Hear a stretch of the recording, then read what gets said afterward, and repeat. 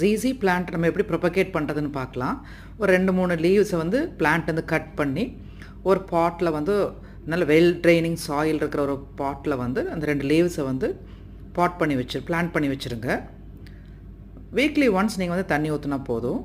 ஒரு மந்த் கழித்து நீங்கள் பார்த்தீங்கன்னா அழகான ரூட்ஸ் வந்து டெவலப் ஆகிருக்கும். அது ஒரு பல்பு ஃபார்ம் ஆக அதுலேருந்து ரூட்ஸ் வந்துருக்கும். அந்த பல்பில் தான் எப்போவுமே வந்து வாட்டர் ஸ்டோர் ஆகும். அதனால தான் ஜீஸி பிளான்ட்டுக்கு வந்து ஜாஸ்தி தண்ணி ஊற்றக்கூடாதுன்னு சொல்கிறது.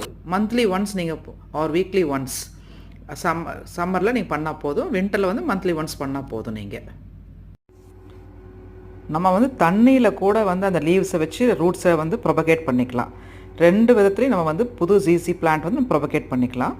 நீங்கள் வந்து தண்ணியை வந்து வீக்லி ஒன்ஸோ மந்த்லி ஒன்ஸோ அந்த டாப் 3 inches வந்து ட்ரை ஆனதுக்கப்புறம் மட்டும் ஊற்றுனா அழகான புஷ்ஷியான ஜீஸி பிளான்ட் பெஸ்ட் ஆக்சிஜன் பியூரிஃபையர் நீங்கள் வளர்த்தலாம் உங்கள் வீட்டில்.